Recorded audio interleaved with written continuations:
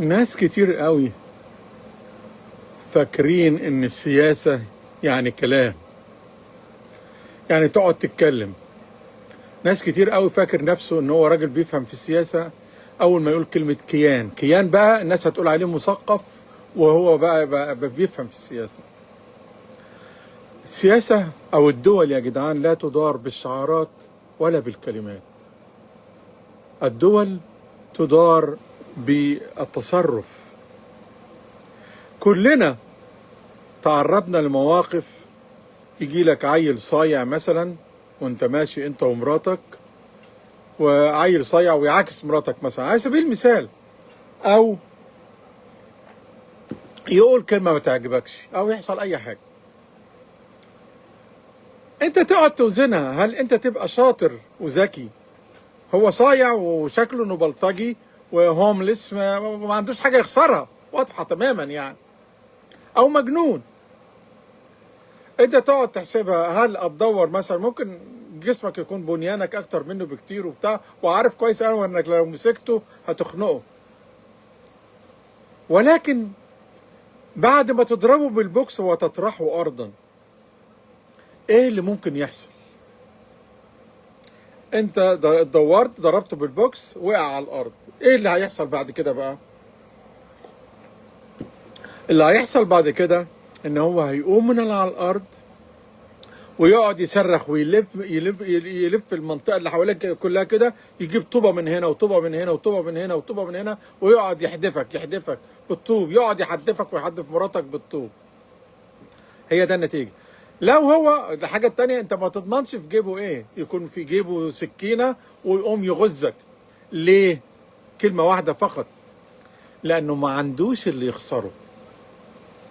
يعني انت قبل ما تفكر في الرد لازم تفكر فيما بعد الرد. عشان كده انا عجباني قوي قوي قوي قوي. وعلى فكره دي طول عمرها دي سياسه الدوله المصريه. وعلى فكره الدوله المصريه في عهد السيسي، في عهد مبارك، في عهد عندهم نضج سياسي، مش بتوع شعارات.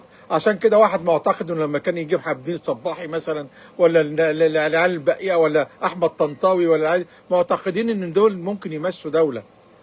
اللي بيتكلم حاجه واللي بيتصرف حاجه تانية يا جدعان. ده انا بره الموضوع وما اعرفش السما من العمى، ومع ذلك بقول كده. فما بالك بقى ان اللي ايده في الموضوع، واللي دارس واللي عارف واللي يعرف اكتر مني بكتير جوه البلد.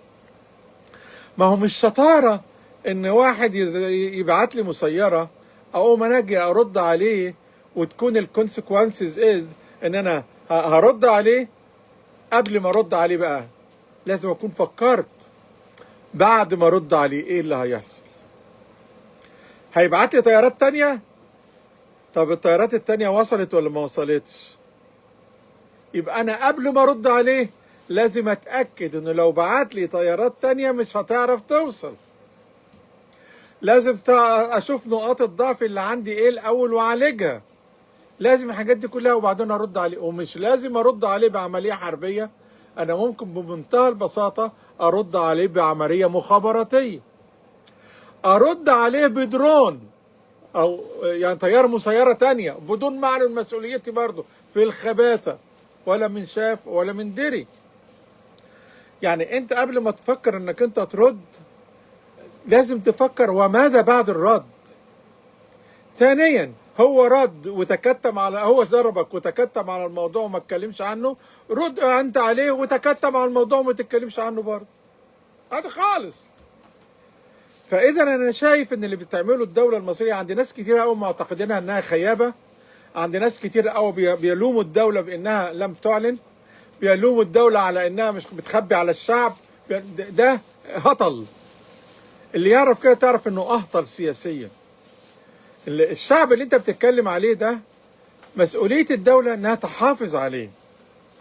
يعني ما بتضحكش على الشعب لما بتخبي، لا، تضحك على الشعب لو عملت ابو علي وعنتر وراحت ضربت، وبعدين صاروخ واحدة تانية جت، ولا صاروخ جه ولا غيره. لازم اشوف اللي حصل ازاي، اعالج المشاكل اللي في بيتي، وبعدين ارد. واكون مجهز نفسي لو دوكها ضرب تاني او عمل تاني ارد عليه ازاي، او ارد عليه بعمليه قاسمه مخابراتيه مثلا او غيره، يعني عمليه تكسر ظهره، وانت عملت انا عملت، وهكذا. دي نقطه. النقطه الثانيه، انا ما زلت على ايمان شديد جدا جدا جدا جدا ان الدود المش منه فيه، دود المش منه فيه. يعني يا جدعان احنا عندنا مشكله جوه، لازم اشوف الخاين اللي عندي جوه فين وامسكه. اقتناعي هو كده. الحاجه الثالثه واللي ما قلتهاش قبل كده ابدا في اي فيديو، الجبهه الغربيه احنا مدينها امان، معتقدين ان ليبيا بقى بلد ضعيفه يعني ما يحصلش منها، بالعكس ليبيا مرتع، مرتع لكل الفشله اللي في العالم كلهم، واولهم الدعم السريع على فكره. تستغرب انت؟ لا ما تستغربش خالص، ما تستغربش خالص خالص خالص، ما تستغربش حاجه. دلوقتي بقولت لك قبل كده ان اي حد من عشه فراخ فوق سطوح بيته، ده حتى لو عشه الفراخ مش فوق السطوح كمان، لو في لو في الدهليز حلو الدهليز، فاكرين الدهليز؟ لو في اي حته، لو في غيط من كشك من خص كده في غيط، يطلع الطياره المسيره يضربها عليك. ليه؟ لا محتاجه مدرج ولا محتاجه زراير، ما محتاجه حاجه خالص. تمسكها في ايدك وتروح اطلعي يا طياره، طيري يا طياره طيري، صغيره خالص كده، بيكفيها انها تكون شايله كام كيلو جرام زغنطاطين او من الايه المتفجرات، تروح داخله في الهدف بتاعك. الهدف بتاعك بقى لو كان هدف غازي زي اللي حصل في السفينه بتاعتنا، انسى بقى. يعني ده انت لو ولعت عود كبريت الدنيا بتبوظ، فما بالك لو ما هتضربها بكام كيلو متفجرات. فاذا اتجاه الدوله المصريه في عدم الاعلان او عدم الكلام في الموضوع، انا احييه جدا جدا جدا، وده نضج سياسي ولا يعيب، بل يدعو الى الاحترام. واشجع الدوله المصريه انها من الافضل الا تعلن على الاطلاق. عارف تعمل تقول لك ايه؟